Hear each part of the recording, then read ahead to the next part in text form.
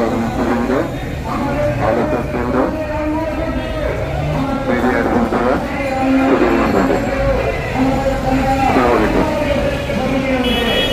আমি আয়োজক সংগঠনকে অত্যন্ত গুরুত্বপূর্ণ বিষয়ে আজকে সমাবেশ এবং যে আয়োজন করেছেন সেই জন্য আমি তাদেরকে জানাই। বন্ধুরা, যথা সময়, ঠিক সময়, উচিত সময় নির্বাচন হতে হবে।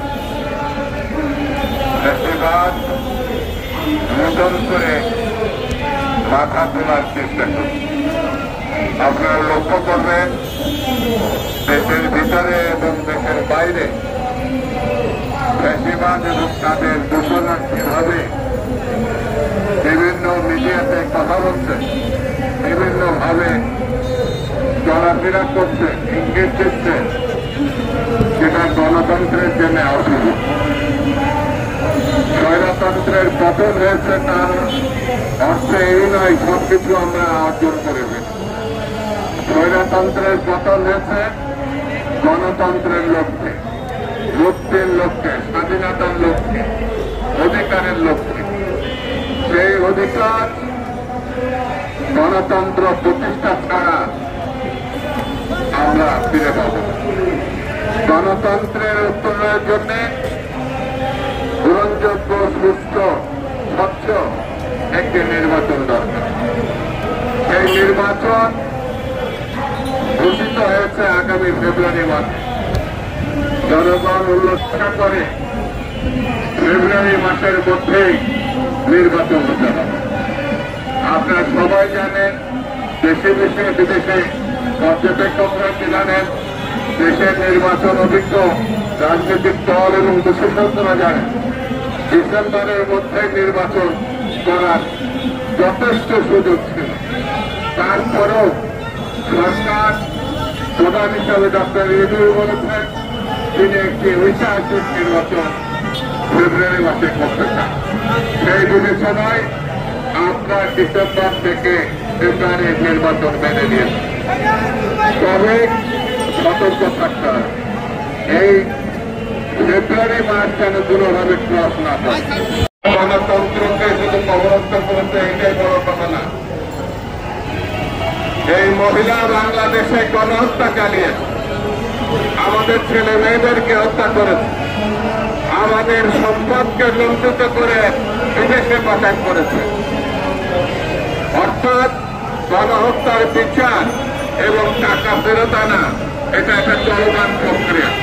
এই প্রক্রিয়ার মধ্যেই নির্বাচন হতে হবে, নির্বাচিত সরকার প্রতিষ্ঠা করতে হবে, যারা আরোগ্য কাজ বিচারকে এগিয়ে নিয়ে যাবে, লুণ্ঠিত অর্থকে দেশে ফিরিয়ে আনবে, প্রয়োজনীয় সংস্কার চলমান থাকবে।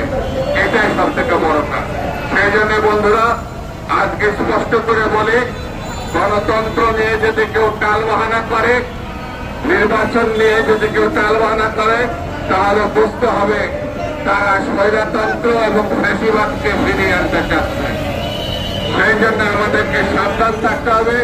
যারা তারেক রহমান সাহেবের নেতৃত্বে, তিনি যেভাবে 16 বছর নেতৃত্ব দিয়ে ফ্যাসিবাদ মুক্ত করেছে বাংলাদেশকে, এবং তার নেতৃত্বে বাংলাদেশের নির্বাচিত সরকার আমরা প্রতিষ্ঠা করতে চাই। সেই জন্য আমাদের ঐক্যবদ্ধ থাকতে হবে দেশনেত্রী বেগম খালেদা জিয়া এবং তারেক রহমানের নেতৃত্বে। তাহলেই আমরা আমাদের রাজ্য কাজ শেষ করতে পারব। সেই ইঙ্গিত করে, সেই আহ্বান জানিয়ে আমি আজকের মতো বক্তব্য শেষ করতে হবে। বাংলাদেশ জিন্দাবাদ।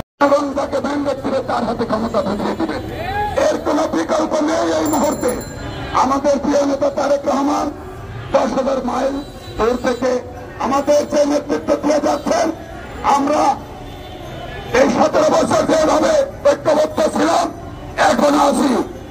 আমাদের অত্যন্ত ভাগ্য ভালো, এই কারণে আমরা যেই দলে শহীদ প্রেসিডেন্ট জিয়া রহমানের নেতাকে এনেছিলাম, দেশের নেত্রী, আবশ্যিক নেত্রী, প্রিয় নেত্রী বেগম খালেদা জিয়াকে পেয়েছি, এবং বর্তমানে পেয়েছি প্রিয় নেতা জনাব তারেক রহমান।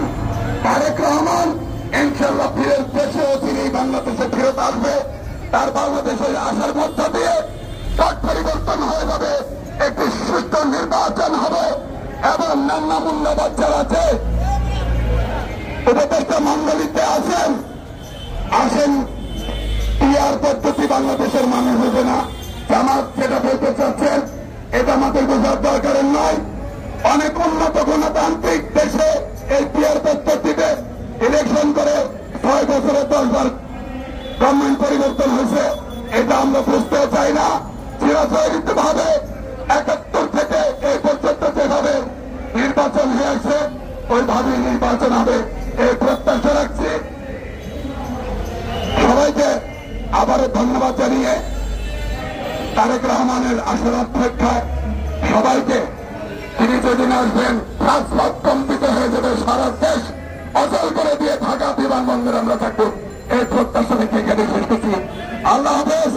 বাংলাদেশ জিন্দাবাদ, বাংলাদেশ জাতীয়তাবাদী দল জিন্দাবাদ। শহীদ প্রেসিডেন্ট জিয়াউর রহমান অমর হোক, বেগম খালেদা জিয়া জিন্দাবাদ, তারেক রহমান এগিয়ে চলো লক্ষ্য